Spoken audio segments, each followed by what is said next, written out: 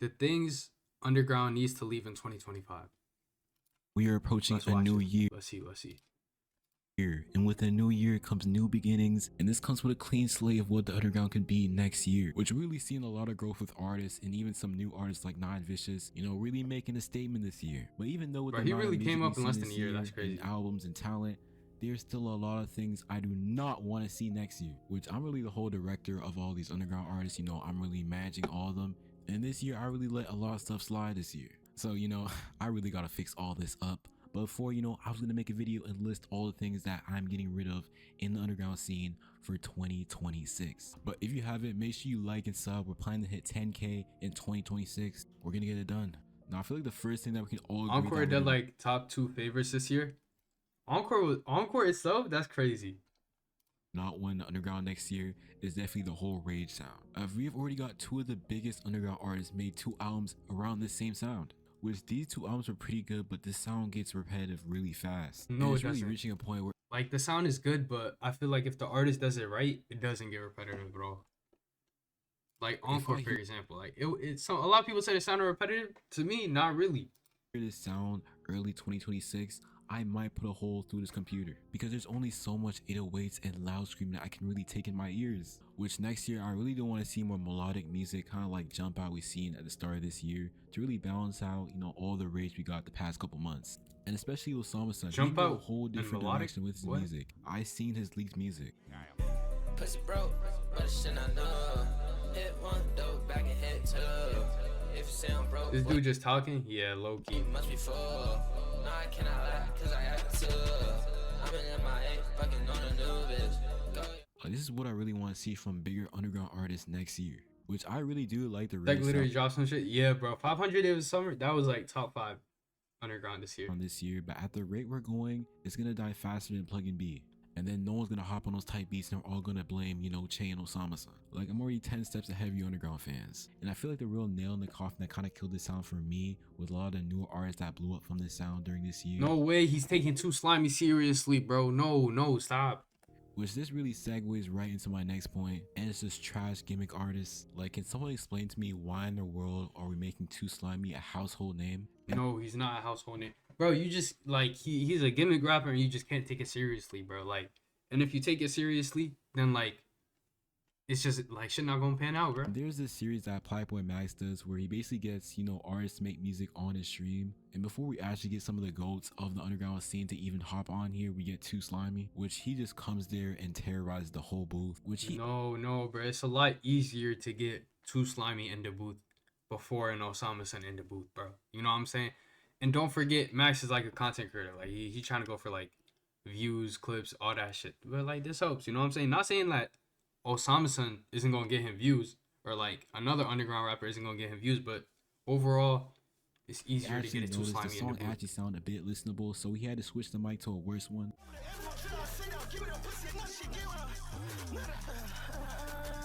Why is this nigga reading lyrics off the phone, bro? Like, no way. Can I use my mic gang? It's the mic. Yeah, I ain't feeling this mic. There's no way he has to read lyrics off of this. What mic do you use? I got an Audio Technica. Oh shit.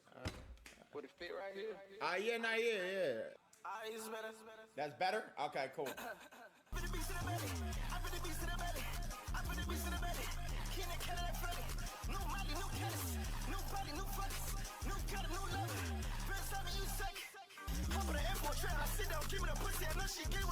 And keep in mind, Max has a lot of fans that are not really tapped into this type of music. Too Slimy reading lyrics is too funny. He's not talking about nothing either, I swear. This is their first impression to underground music. If this was my introduction to underground music, best believe I'm never tuning in again. And this is still like really crazy to me. Before we get Osama-san, Netspend, you know, Nine Vicious, we got Too Slimy in the booth. Like, Max, you can really not be dead ass. And this year, I definitely feel like artists have been getting way too popular. There is so much artists that are 10 times better than Too Slimy and are not getting nearly as much fame as he is. So I definitely feel like leaving gimmick artists like Too Slimy in 2025 is a step in a good direction for the underground scene. Cause I guarantee we're not progressing anywhere with Too Slimy in the underground scene. We really need to start bringing up artists that actually sound good and don't sound like they're fully brain rotted. Okay, now he can't bring up no bullshit here, bro. That should really be a goal for underground fans next year. Like, there should be no reason at all that Anthony Fantano was reacting to a Too Slimy album.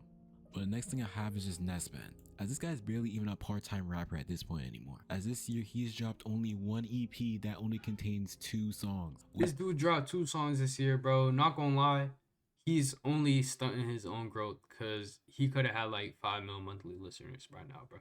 Actually, nah, that's crazy. He couldn't have, but like, if he dropped Early Life Crisis this year, he would have been chilling. Like, last year, I would have easily said, you know, Nesman's in the top 3 of underground artists, but I don't even think I can say that. he was never top 3 There's been though. a lot of speculation that he's gonna drop this month. You know, he's gonna drop on Christmas, which I'm gonna be honest, I don't even think it's gonna happen because there's barely been any rollout for Early Life Crisis. And this might be outrageous, crazy take, but I'd have more faith in Whole Lotta Red Deluxe being dropped on Christmas than Early Life Crisis. That's really how it's looking. Bro, right now. nah, cause he had a whole entire rollout set up too. Like, if y'all remember, sometime early this summer with like the little website with like the mini games and shit that came out that was trending.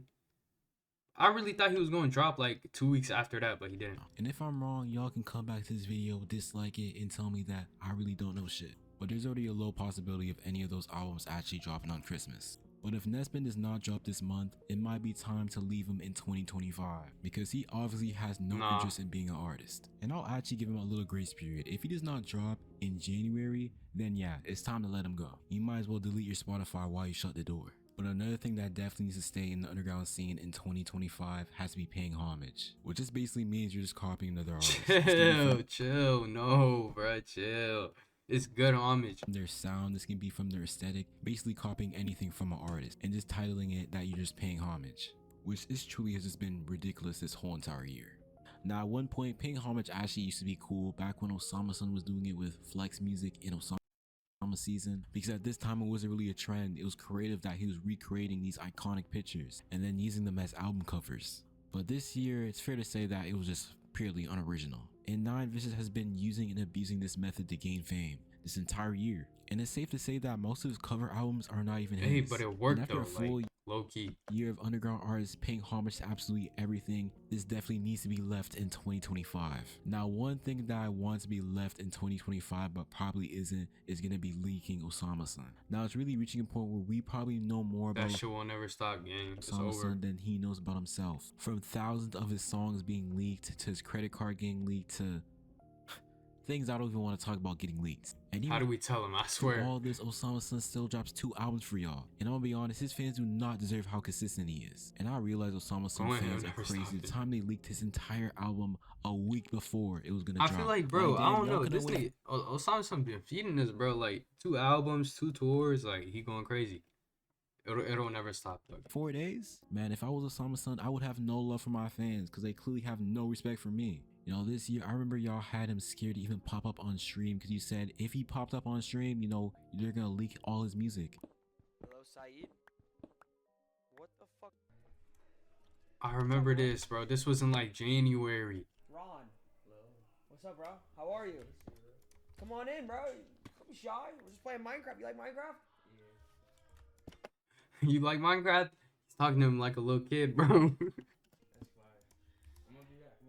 But next year, you guys at least need to slow down with these leaks at least, bro. Like, Osama Sun definitely does not deserve the type of fans he has right now. So leaking Osama Sun should really come to an end in 2026. But the next thing we need to leave in 2025 definitely has to be Osanta. Because this guy has dropped 1 single in this year. Chill. No, chill. We're not leaving him, bro. Chill. 1 single. That is worse than Nesman. And then No. Just because he's not dropping, that don't mean we gotta leave him. Like, he just needs a little bit more time. You know what I'm saying?